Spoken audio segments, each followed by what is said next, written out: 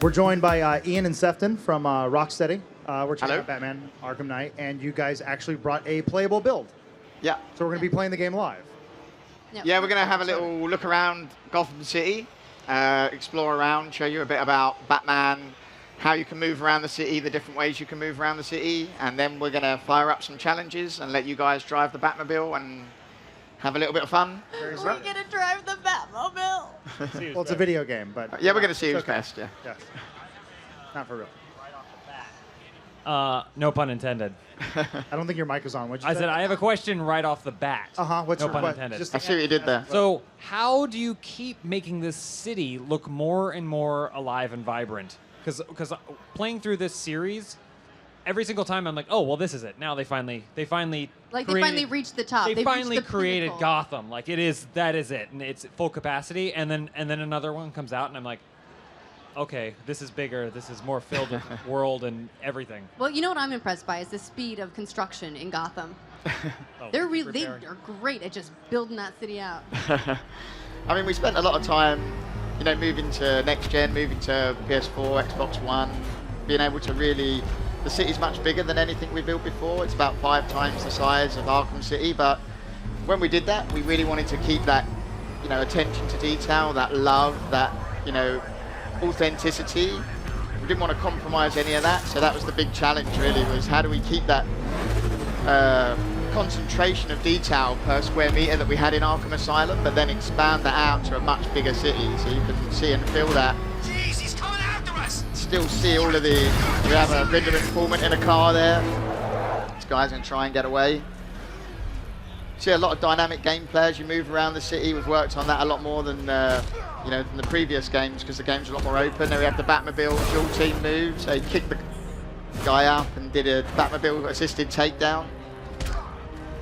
And just a lot more dynamic gameplay as well, so yeah. Like random encounters and that. Yeah, stuff. lots You of can random- pop up wherever you happen to be. Yeah, as you play the game, there's always stuff happening in Gotham, right? Because basically the story of the city is that the whole city's been occupied by supervillains, and Batman's the only thing standing between Gotham and complete destruction. Here's my question. Who still lives in Gotham? Who hasn't moved? Who are these people? Well, I think it's like living in Canada, right? It's like you basically have to write off going outside for about 8 months of the year because it's really cold and really dark. But the rest of the time, it's quite nice. Also, I imagine Gotham has pretty good health insurance. Well, we had, following the events of Arkham City, when the Joker died, sorry, spoiler, but when the Joker died at the end of Arkham City, basically the idea of the supervillains have been regrouping and they've been planning this big attack for a year. So that year, crime's actually been at an all-time low, and Batman's been waiting for this big fight back. And this is the first time all the supervillains are working together to take down Batman. So kind of Joker, the chaos caused by Joker, when that was removed, that allowed them to kind of come together to take down Batman. One of the cool things you guys showed during the, I believe the PS4 press conference, or the Sony press conference, was the Nightmare sections. Yeah. We saw a little bit where you played as a police officer. You see, I believe there was some first-person shooting in that scene. Yeah. Can you tell us a little bit more about those? Yeah, so the thing that we showed at the Sony conference was actually the first 4 minutes of the game. So as the game starts, one of the first things you do is cremate Joker, because no one really believed us that he was dead. So we thought, let's start off by cremating him. That kind of makes it pretty final.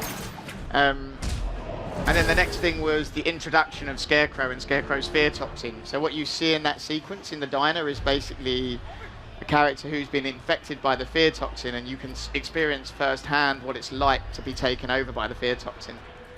Yeah, it's definitely a great intro to the character Scarecrow, who, I guess for those who don't know, is the main villain this time around, right? Yeah, Scarecrow presents the psychological threat to Batman, and that's obviously really important with a character who has as many deep layers that we can really explore those layers and pull those apart. And then by Scarecrow's side, we have the Arkham Knight, and he's the guy who provides the muscle. He has this whole militia force working with him, and throughout the story of the game, you're going to see this militia force actually move into the city and occupy the whole city, with these drone tanks, with this whole militia army. And that's one of the reasons that Batman needs this heavy ordnance that you can see the Batmobile is his way of fighting back. One of my favorite about this is that the Arkham Knight is created for this. The- Arkham Knight is like, he's new, he's created Yeah. for this, he's a new character. Yeah, that's right, yeah. Which is like, that's so unusual, but really cool. Yeah, it's kind of scary, really, because when you're working with No pressure. yeah, no pressure, right? Such an amazing suite of supervillains that you sort of feel a lot of pressure to live up to that and create something that complements those existing supervillains rather than creating someone who there's already, you know, a space for that character, because there's so many, you know, Batman definitely has the greatest rogues gallery, like they're awesome, so, you know, we didn't want to feel like the kid kind of in the sweet shop who was turning down all the sweets that were there and just wanted the one that he couldn't have, but, you know, after the 3 games, we really felt that at the end of this trilogy, we wanted to do something different, you know, and bring in this character So who could just, command this force. just in terms of upping the ante, he's getting into a fight right here, and it seems like, so when I first experienced the original Arkham Asylum combat, I was like, that is Batman. That is exactly how Batman should feel, and it feels like since that point, other games have kind of embraced the style. There's a lot of games where you'll see it and you'll go, oh, that's the Arkham style of combat. How has it been for you guys coming in and feeling like you've set the bar pretty high for yourselves? How are you building on the combat system that you've basically innovated? Yeah, it's a good question. I mean, what we didn't want to do was completely change that combat system because it's what people know and love, but we wanted to add a lot of new layers onto that. And that comes in 2 ways, really. We wanted layers that every player was going to experience. So when you'll fight, you'll see some enemies will grab you, some will come charging at you. And when they charge, if you throw the Batarang, you can knock them out instantly. So there's a lovely risk-reward to that. And then we have a whole lot of new moves, like you can pick up enemies from the ground while fighting, so you can smash them to the ground. And while they're on the floor, you can see here actually quite nicely how populated the city is, because even though it's been evacuated, you can see how many of these gang members have taken over and moved into that space. And as you get into the fights, you can pick people up from the floor. You know, that's, I guess you start to get into the second layer is moves for the players who are really experienced with the combat and who want to, they jump in, I'm already good at the combat, what are the new moves I've got that I can do, you know? So it's kind of those dual layers that we really focused on. I'm looking at the huge crowd, and we just saw it, and I'm thinking, I gotta get my combo meter up to 100. I gotta try. And I know that I'll hit 97, and then some guy will just nudge me in the back, and it'll go to 0. No! We actually have a great challenge called the Combo Master Challenge, which is just a challenge to get your combo score as high as you can. And as you fight, more and more new enemy types get thrown in, and tougher enemies come in. So it's a really nice, focused way to get your highest combo score and train in how to play the game. James is so happy right now. I'm so excited for this game. My big thing is, like, I trust you guys, and I saw the Batmobile, like, thinking before we saw this game, and they said the Batmobile was going to be in it. I was like, how? Like, how's it going to be integrated in this game? You guys clearly have figured it out because it's so seamless. What we're seeing right here is so seamless between being on the ground, taking out guys, and then moving into the Batmobile and taking out cars. How did you guys settle on that? How did you make it work in this world? I mean, you can see it's one button press to call it in at any time. It's got the riot suppressor to take people down. It was our biggest focus. You know, it took us 3.5 years to make this, and we've been working kind of 100% for those whole 3.5 years. As a studio, we only work on one game at a time. So, and this has been purely our focus for that time. So, you know, I guess it was a lot of hard work, I guess, and trying to integrate it into all the existing systems. It's not something that's different to the other things you do. It's totally integrated into the combat. You've seen Ian's done some Batmobile assisted takedowns. If you can drive and boost and just eject out, and of course you can do donuts. You've got to be able to do donuts. You're going to teach us how to do the donuts, right? Right, for sure, yeah. Okay, great. Actually, So do you guys want to have a play? Do you want to try, or you want to I was see going to some? ask, to James, do you want to? I would love to give it a try. Well, we can fire up a challenge, and then we can have a go. I was just going to say, you mentioned the combat challenges. Are there Batmobile specific challenges? There are. Do you want to see one of those as well, or do you want to try? I'd like to fail one of those challenges. Do you want We can race. Let's we try. I'm going to win. Start them off easy. Yeah, what do you want to go with? Well, you can choose. Let's go with the dual play combat. Okay, we'll go with the dual play, so you can fight as Batman and Nightwing. Okay. Do you want to see how it's done first, or? I'll take the leap. Yeah, you go for it. So. While this is loading up, I actually want to ask a question. Something that Ashley was touching on with the invention of the new character Arkham Knight. I noticed you guys pull from different pieces of Batman lore. Where do you draw the line in terms of bringing in certain characters? Because we've seen Hush, Azazel, like, it feels like there's only a handful of characters that are not in the Arkham games. Do you look at like the Court of Owls and go, that's a little too far, like New 52 stuff, or is anything fair game? I think anything's fair game. That you know, we want to pick the characters that are going to challenge Batman in the various ways. So we're basically looking at the characters who are going to push him. Scarecrow for the psychological angle, Arkham Knight for the physical angle, Riddler for the puzzles. And so basically we're picking people who provide interesting gameplay and challenges. So I'm just going to throw some hints. So if you press L1 while you're fighting, you'll switch character.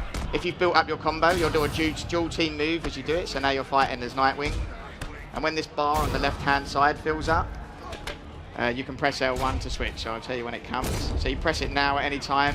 That's it. Boom. Batman comes in and boom, finishes the guy off. And you can keep your combo going as you fight between the two.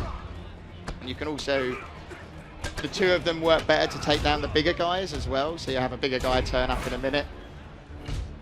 I think there may have been a little bit of confusion when you guys first announced this mode, the dual play. It is single player only. Correct? It is single player only, and that's mainly because we wanted it to be a Batman game. Like, it's the experience. This is a challenge, but while you're playing the main game, you will also drop in and out of missions that require both characters to fight. So this is single player only, and you meet these guys. We wanted to give the experience of Batman fighting alongside these guys, basically. That was the idea. So. One of the questions that I have about the villains is, again, going back to the fact that the Batman villains are among the most recognizable, even for people that don't follow comics and that don't really follow the world. Yeah. How do you go about balancing them? Because you're going to encounter different ones at different times throughout the game, I assume, and you want all of them to feel like respectable supervillains, but you also have to respect progression. How do you balance that? How do you make them so badass, but like, you know, enough? Yeah, I mean, I think one of the things actually that's kind of interesting about this game is that it was, for Arkham Asylum, we told the story of the relationship between Batman and Joker. And then in Arkham City, we wanted a kind of more of an ensemble piece where it was a relationship between Batman and all of these supervillains. And for this, we wanted to go back to a bit more of a personal story. So the main story is much more focused on a few characters. It's focused on Batman, it's focused on the Arkham Knight, it's focused on Scarecrow. So although the game's much bigger, in many ways, the story is much more focused and honed on those characters than everyone. Yeah, so it's so we want to give all of them a chance to shine, definitely, and we look at them and we're only going to put them in if we think we can do them justice. You know, we're not just sort of chucking them in just to kind of get names on their, you know, on a list of people. So, but it's a big game, so there are a lot of characters in it, but this is a much bigger game than we've ever made before. So. Now I know a big part of the Arkham series is you guys always had really good skins. You always have additional costumes, like you throw things in there from like Batman Beyond and the Dark Knight Returns. I'm a big Adam West fan. I grew up watching the 1960s version of Batman. Is this where Adam pitches for? I'm just watching this. I want an Adam West, Burt Ward skin combo and just add some pows and bangs and wazoos. I'm not a game developer. I don't know how easy that is to implement, but please, can I give you money now for that somehow? Is that an idea that has maybe been floated around the office? We have talked about doing the pals before. There is an Adam West skin. There is a classic TV series skin. You're halfway there. Just keep going. So halfway there, yeah. So. Look who's got a new best score. Yeah. So is 3 stars the best? 3 stars is the best. Oh, that's nice. That's good. One of the cool things actually is in the game. I'm not even sure we've ever announced this, so you may be getting a total exclusive on this. Is we have a leaderboard called Gotham's Greatest. So everything you play in the game contributes to your Gotham's Greatest score. And so you get, for getting 3 stars, you get 3 points towards your Gotham's Greatest score. And on top of that, then when you play the main story, you get points, and any most wanted missions. On top of that, in the challenges, we have rival points. So you see, for every 5,000 points over 20,000, you get a rival point. So you got 1 rival point here, and that also adds up. So there's kind of an unlimited number of points you can earn. The better you get, the higher up you can get against your friends in the Gotham's Greatest leaderboard. Nice. So it's easier for me to brag this way. Yeah, James, exactly. It was really nice knowing you. I'm going to disappear into Gotham. Do you want to do the Batmobile challenge as well? No, Ashley, someone else can try. I'm horrible at driving. I want to. We'll, in we'll, general. we'll do one that's more about combat. It's Okay. hard. It's hard, but it's quite good fun. Like, we'll all give it a go. We'll see who can do the best. Okay. All right. It's hard, though. I'm telling you that up front, it is a hard challenge. So don't expect 3 stars, is what he said. Right. I'm going to play it golf style, where the lower the score, the better I must be doing. Yeah, let's go with that. I'll feel better about myself. So basically, the challenge is called Untouchable, and it's a battle mode challenge. So unlike the last games where we had combat and predator challenges, in this game there are loads of different challenges. Untouchable is you only can take 1 hit and you die. And you're in a very small area, surrounded by tanks shooting at you, and it's how long can you last? And it's not going to be that long. It is hard. I like those. So you see, Going first? I'll go first and totally embarrass myself. So you're going to get attacked from all angles. The trick is you've got to hold L2. That transforms you to battle mode. So you want to hold that all the time in this, because you're not going to be flicking in and out of battle and pursuit mode. So just hold that. And it controls like a third-person shooter. So you're strafing around on this one and looking on this stick. And then R2's fire. Okay. Simple. And X is dodge. So when you're moving, press X. I'll die a couple times, but I'll show you what you got to do. So basically, hold L2, you transform. And you press X, and you can see you kind of skip around a bit to dodge. And what you those wanna do- lines are where they're going to be shooting. Yeah, that's predicting. That's the back computer predicting where they're going to fire. So you can see this actually isn't inverted for me. So the trick is just dodging the lines and moving around. It's funny because it almost reminds me of like a bullet storm game, like a Yeah. an Ikaruga type. Right. That's very much what this challenge feels like, and it gets very competitive. This one in the office because You said you were. oh, come on, look at the You said you were going to set skills. the bar very low, but you are going Oh. quite a while now. I feel slightly more comfortable with the predictive. Yeah, That makes me feel more. I might make 10 seconds. I was gonna say I'm still planning on dying pretty quick. If you press square, you've got a missile barrage you can handle as well, but you have to charge that up by shooting tanks. So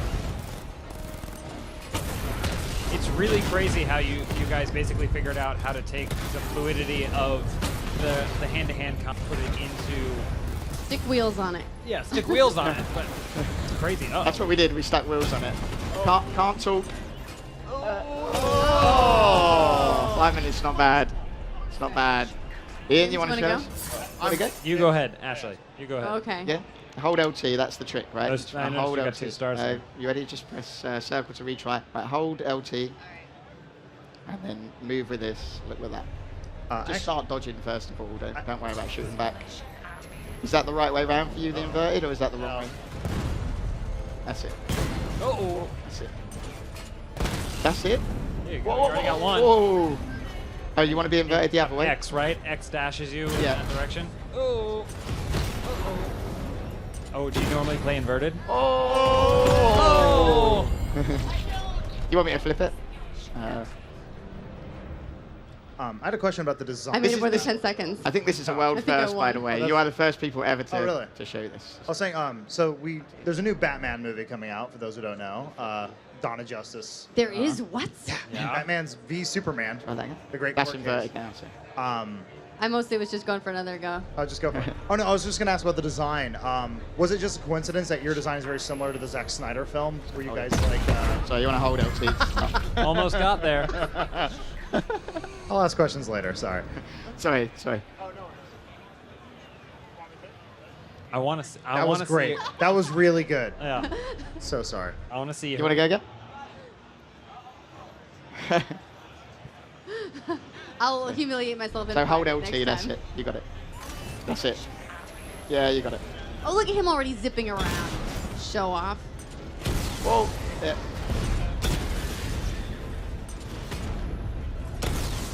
Oh. Yeah, that's it. Sorry, Adam. Oh no, I was just saying.